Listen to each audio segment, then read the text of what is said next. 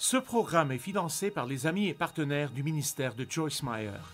Si vous regardez d'un œil trop surnaturel ce que signifie être dirigé par le Saint-Esprit, vous manquerez souvent ce que Dieu veut vraiment que vous fassiez, car souvent, la manière dont Dieu nous parle et traite avec nous est beaucoup plus normale que vous le pensez.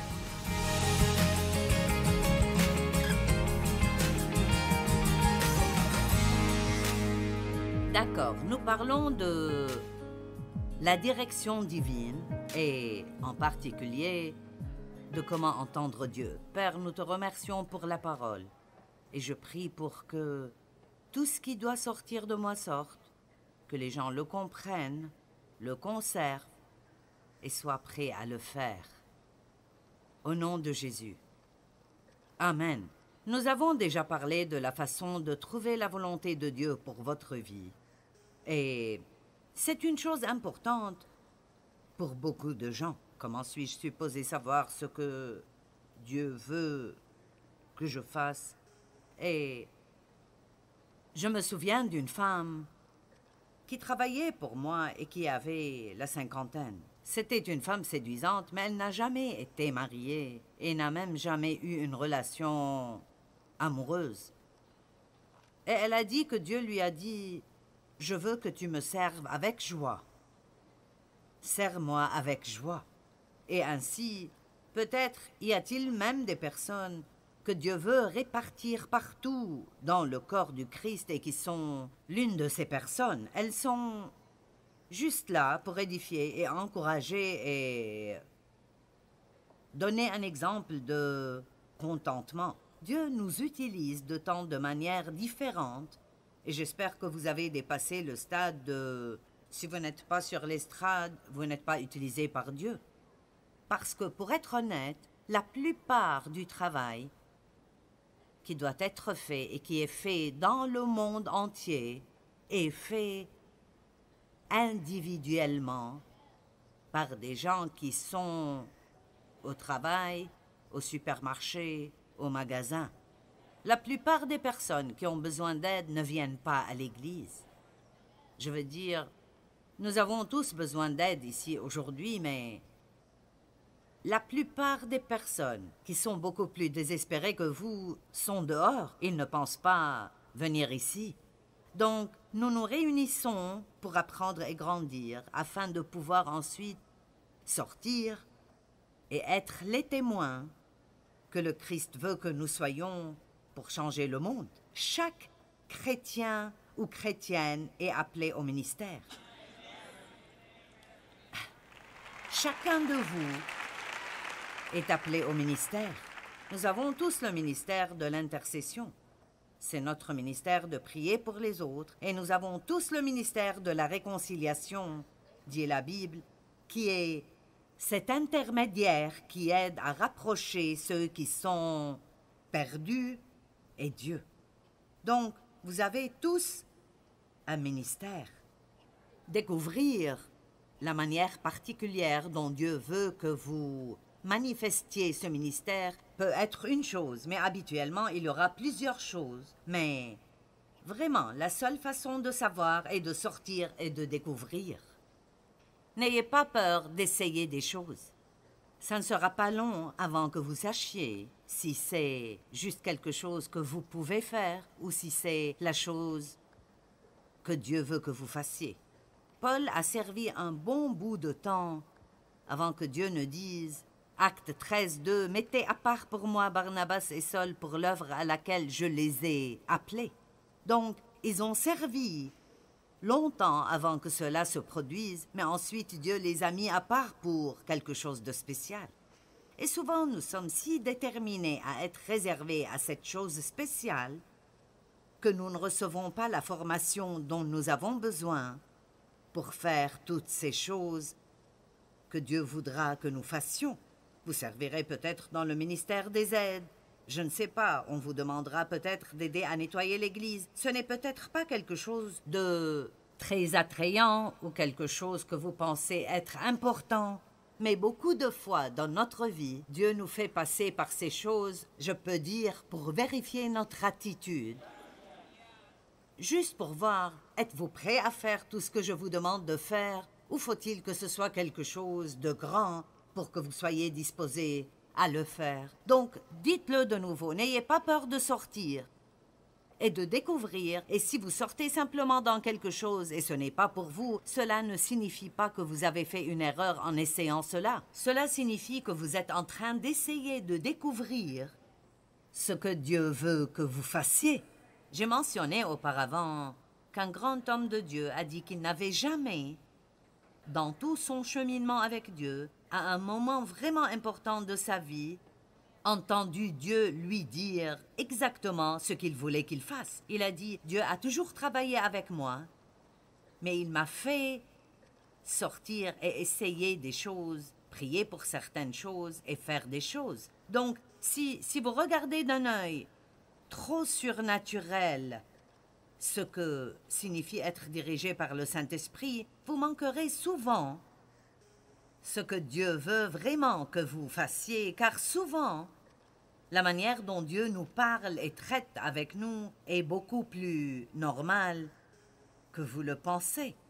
Et alors, nous allons continuer maintenant en parlant d'autres choses sur comment entendre Dieu. Tout d'abord, je tiens à dire que si vous n'écoutez pas les petites choses que Dieu vous demande de faire, c'est probable que vous n'entendrez jamais vous dire quoi que ce soit de grand.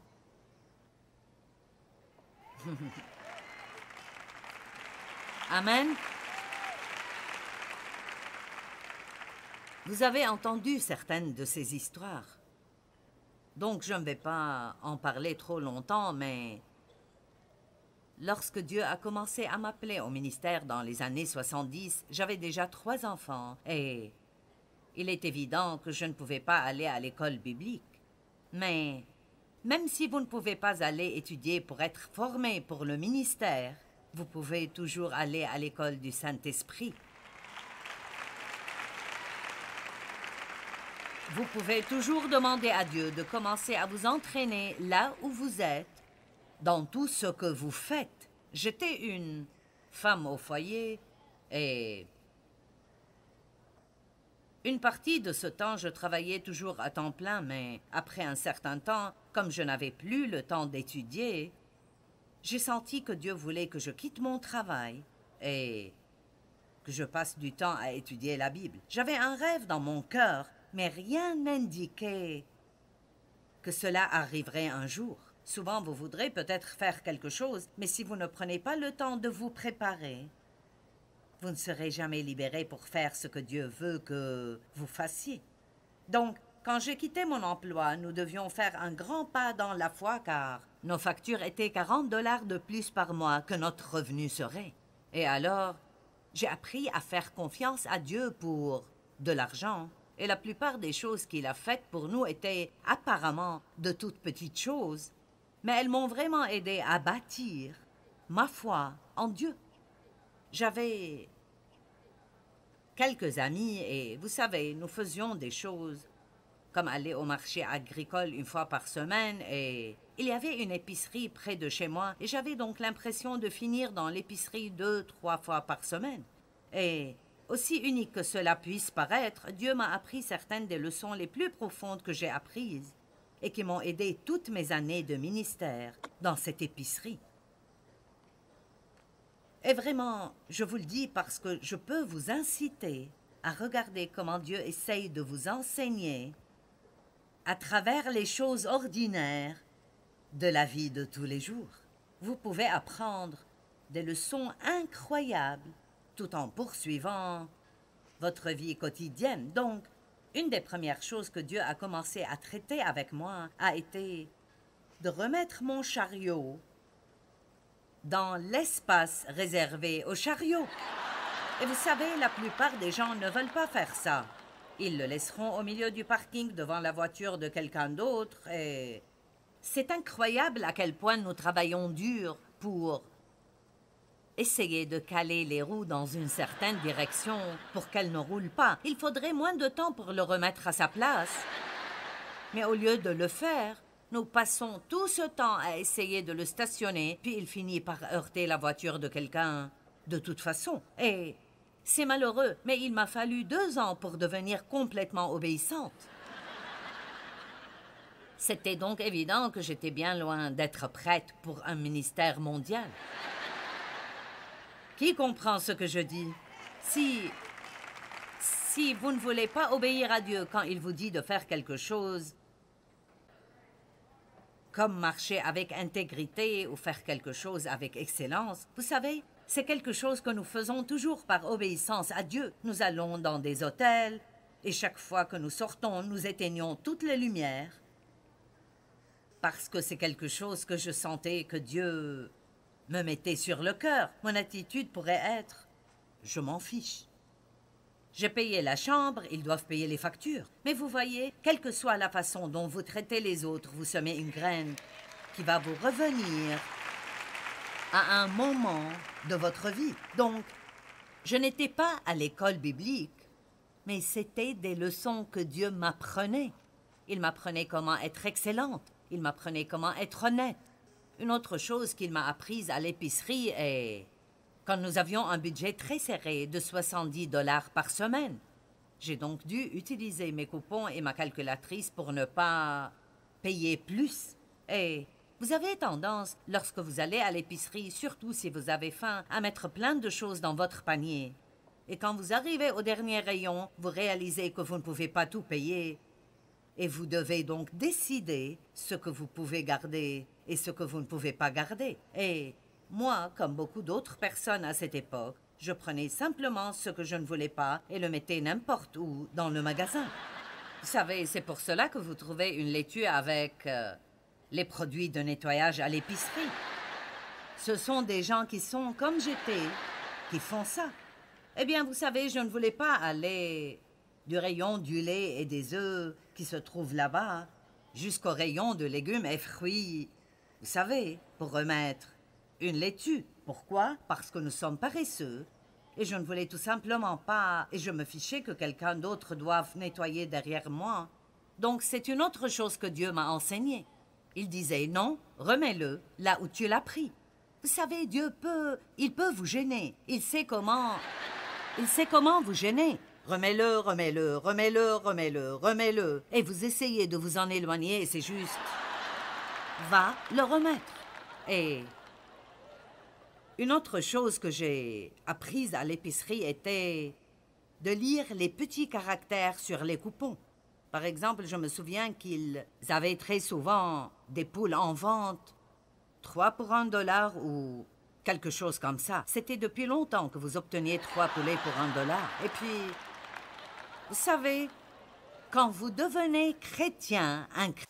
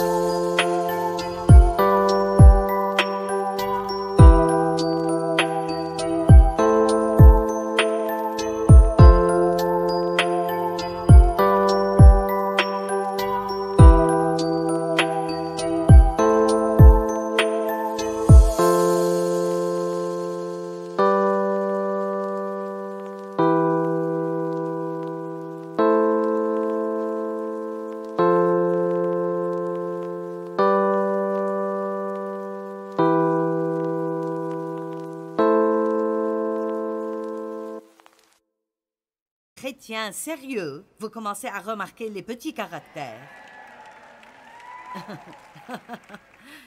que vous ignoriez avant. Et je n'avais jamais remarqué qu'il était écrit limite de 3 par client. Eh bien, je ne voulais pas 3 poules, je voulais remplir mon congélateur de poulet. Donc, j'emmenais mes enfants au magasin avec moi et chacun d'eux mettait 3 poulets dans son panier. Dave en amenait 3, les enfants en amenaient tous 3, j'en amenais 3. Nous avions tous nos coupons et puis le Saint-Esprit a commencé à me convaincre. Je veux dire, dois-je être convaincu pour du poulet? Est-ce que je n'ai pas des choses beaucoup plus importantes dans ma vie que du poulet? Et il me rappellerait ces petits caractères. J'ai su que j'avais un problème un jour quand j'étais dans une file pour payer pour mes poulets et je me suis dit, je ne pense pas avoir donné assez d'argent à ma fille pour la taxe. Et mon cœur a commencé à battre, de peur que le caissier se rende compte que je faisais quelque chose que je ne devrais pas faire. Et donc, j'ai commencé à apprendre, si vous sentez que vous devez cacher quelque chose ou vous sentez que vous faites quelque chose de mal, cela signifie que c'est le cas. Eh bien, en vérité, j'avais été chrétienne depuis longtemps, mais je ne connaissais pas ce genre de choses. Personne ne m'avait enseigné ce genre de choses, et j'ai récemment rencontré un ministre bien connu. Il était à une conférence où j'enseignais sur l'excellence, et il a dit « Je n'ai jamais entendu de telles choses de ma vie. Maintenant, comment pouvons-nous être adultes et ne pas savoir ce que sont l'excellence et l'intégrité? Pourtant, beaucoup de gens dans le monde ne le savent pas, et c'est pourquoi le monde est dans cet état-là. »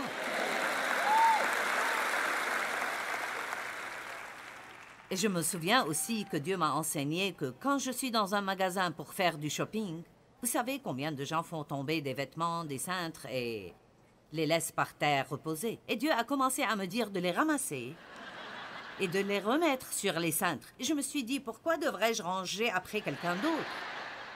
Cela n'a aucun sens. Mais ensuite, j'ai senti que le Seigneur m'a dit, eh bien, voudrais-tu que quelqu'un range ta pagaille un jour?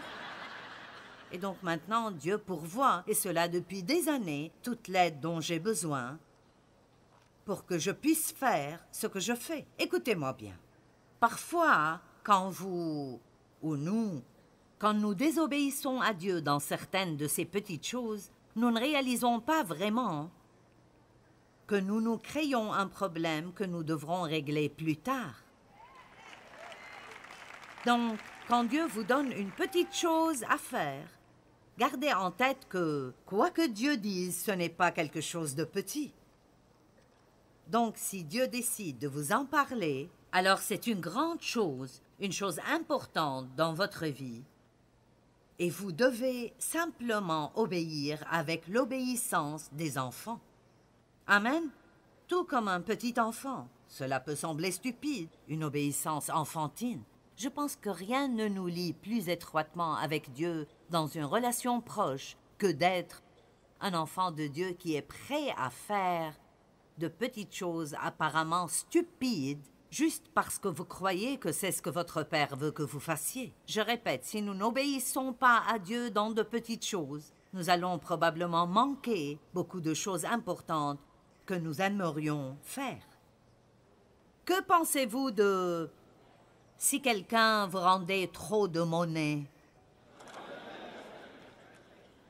Est-ce que vous la rendez ou vous pensez « Oh, mon Dieu, Dieu me bénit » ?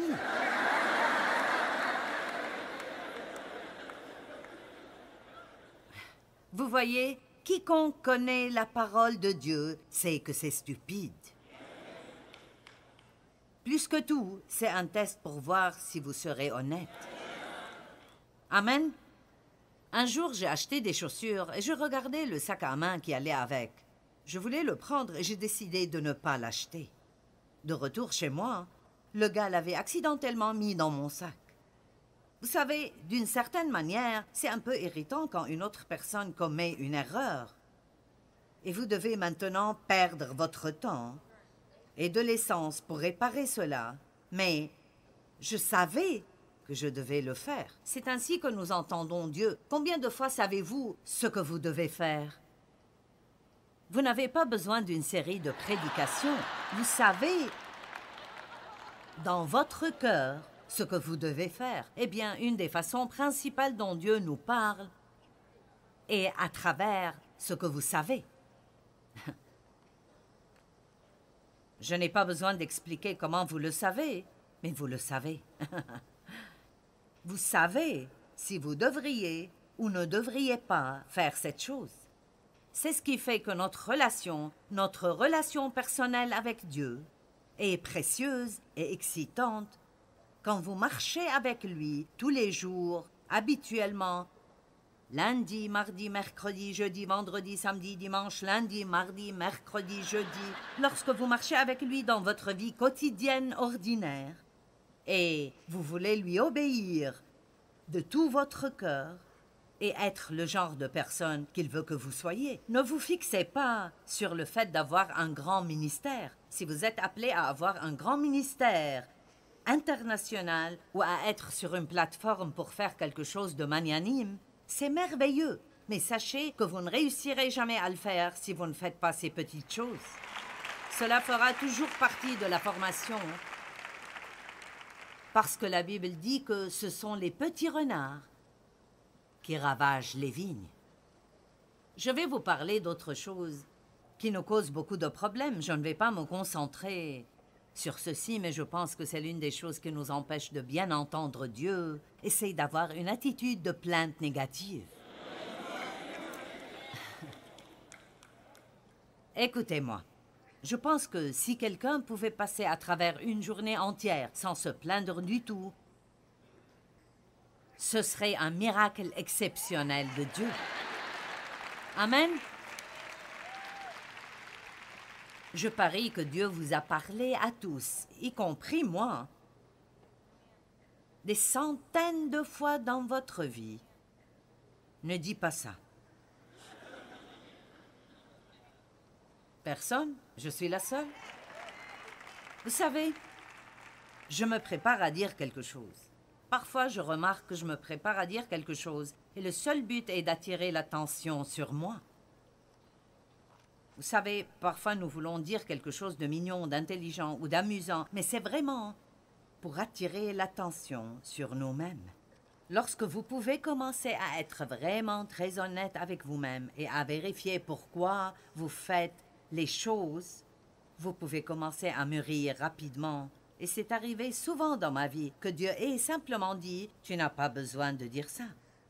J'aurais aimé pouvoir dire que je suis toujours obéissante et que quand il me dit de ne pas dire quelque chose, je ne le dis pas, mais je ne suis pas encore là. Dieu merci, je ne suis pas là où j'étais, mais je ne suis pas là où je dois être non plus. Cependant, je suis heureuse de continuer à progresser. Tout cela est destiné à nous aider à être plus obéissants. Vous savez, la Bible dit « Arrêtez et sachez que je suis Dieu ». Et donc, beaucoup de ce savoir est un type différent de savoir. Ce n'est pas une tête qui sait, c'est un cœur qui sait. Une grande femme missionnaire. Je ne connais pas son nom, je ne l'ai même pas écrit, je ne sais pas si vous la connaissez, mais elle a fait des choses formidables dans le domaine des missions. Lorsqu'on lui a demandé comment elle savait quoi faire, j'ai adoré sa réponse comme un enfant. Elle a dit « Oh, je ne sais pas, j'ai juste ces notions want ». Et j'ai pensé que c'était bien. Vous savez, Dieu nous parle parfois en nous donnant simplement une idée. Mais il y a quelque chose d'un peu différent dans cette idée. Ce n'est pas juste comme une idée dans votre tête. Il y a quelque chose de plutôt spécial dans cette idée. Pendant la pause, j'ai discuté avec quelqu'un à propos de comment je décidais et je savais ce que je pense devoir enseigner ou prêcher dans une réunion donnée que je conduis. Et je fais ça depuis très longtemps. Je veux dire, je pense qu'il y a eu un temps où j'ai enseigné 13 messages différents en un mois. Eh bien, comment puis-je savoir ce qui convient à chaque groupe? Je sors parfois des messages que j'ai prêchés au cours des dernières années, et parfois je le fais juste pour voir s'il y a un sujet qui semble correspondre. Vous savez, quand vous marchez avec Dieu et vous faites ce que Dieu veut que vous fassiez, cela semble juste. Je me sens juste à l'aise. Vous savez, personne n'aime porter des vêtements inconfortables. Nous aimons être à l'aise, et j'aime être à l'aise dans ma relation avec Dieu.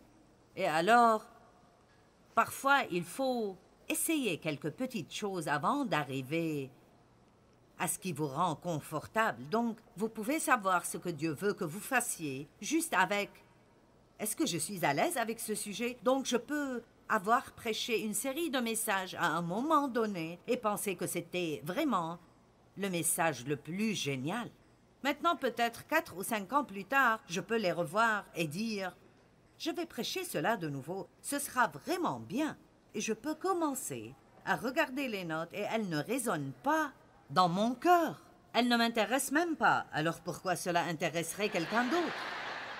Mais ensuite, je pourrais prendre les mêmes notes 2 mois plus tard et alors elles résonnent en moi. Donc, beaucoup de ce que nous entendons de Dieu, eh bien, je dirais que presque tout ce que nous entendons de Dieu ne vient pas de l'extérieur.